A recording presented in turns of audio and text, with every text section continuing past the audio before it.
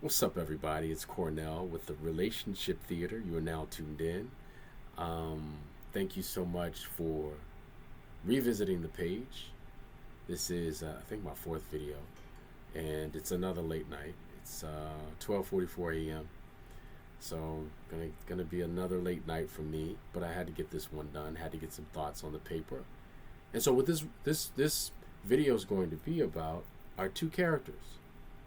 This is the relationship theater, right? This is the stage. But the thought in my mind is that there are two men, right? Two men. One is called Digital Man, as you can see in the thumbnail, and the other one is Spiritual Man. Obviously, I'm biased, right? Obviously, me calling it's almost like I'm making fun of one and I'm elevating another, and I kind of am, right? Because I think the difference between the two is the reason why we're having so many issues in society these days. So the difference that I'm beginning to notice is that the, the sort of that interpretive engagement with nature um, that the spiritual man had is different now because much of what we're doing today as digital people is that we're mediating and speaking to nature through a device. If we're speaking at all, right? We're running analytics. You know what I mean? We're trying to figure out if the Earth is okay by measuring, by getting the AI to analyze um, how much carbon is in the air and what that means, right? Um, we're even doing it in football and some of the other sports that we participate in. There's no more. We're taking the gut feeling out of things, and that direct engagement is now missing. You know, um, spiritual man's dialogue with nature involved understanding and interpreting natural events, signs, reading symbols.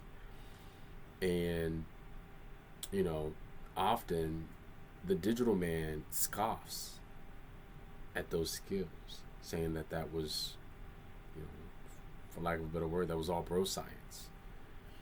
And so I'm starting to realize, though, that when you really get down to it and you think about all that spiritual man has given us or started to think about that fits within that symbology that allowed us to go beyond reason. Like think about just something like astrology, something like religion, something like um, numerology or numbers by themselves, just the digits, right? Mathematics and algebra. These are all things that we imagined. They have a form and a kind of substance today, but you gotta try and understand the mind behind the substance that we have today, because um, that's what that's what is driving, or that's what informs the science of you know algebra as we speak today, right? Um, and so these are things that we're losing. We're losing a connection with how this whole thing even came into being. We're losing many of our rituals, and I'm not talking about like super esoteric, super mystical rituals. I'm just talking about communal structures. I'm talking about sharing meals with people and inviting people over your house to have dinner, and you know, participatory experiences. We're missing those these days, and we're leading more disconnected lifestyles, right? Even in our ideology, we don't all really technically believe the same way. We don't all really technically understand it the same way as we might have, um, back in the day. Uh, Back in the day, no other way to put it. Um, like I said before, spiritual man, through the creation of symbology and through his attempt to interpret the symbols that nature laid out for him or her. And listen, it was always different. This is what we call divination, right? The way things fall are going to be different for each person. But he used these symbols to transcend reason, to go beyond, and to tap into the imagination. But the weird part is that this access that he demonstrated turned out, like I said, to be a real access. It did give us astrology and mathematics and algebra and physics and all of these other things, which led now to us being able to manipulate the chemicals and the minerals and the metals we find in the ground. All of that stuff once upon a time was magic. And so, where are we going with this? When we think about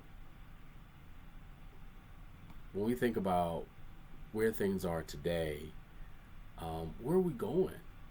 Where are we going with all of this? As spiritual men, where are the spiritual men, first of all? Right? Or do we have any more? And is it right that, was spiritual man right? Or is digital man right? Is this a new era? Is this okay? Is it okay to be this way? Is it okay to be locked into your phone? Is it okay not to greet your neighbor? Is it okay not to get married? Some of the institutions we had in place that allowed us to further the race, and I'm talking about the human race, those things don't really exist anymore quite the same way. We're bad at them. There's no accountability in them. And it feels like we seem to understand each other less and less.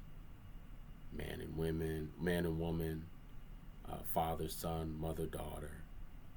It just feels like the connection, the thing that ties it all together, there's a knife on it, like they say in Things Fall Apart.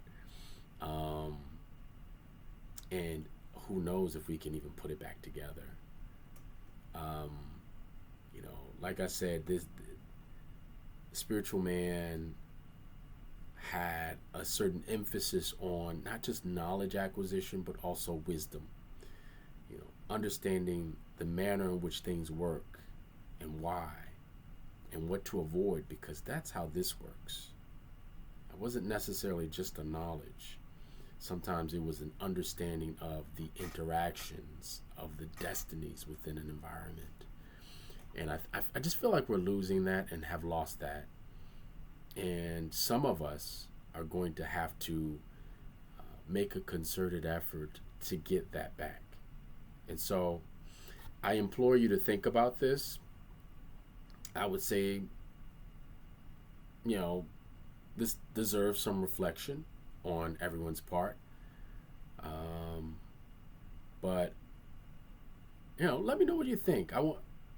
That'd be a good thing. Let me know what you think.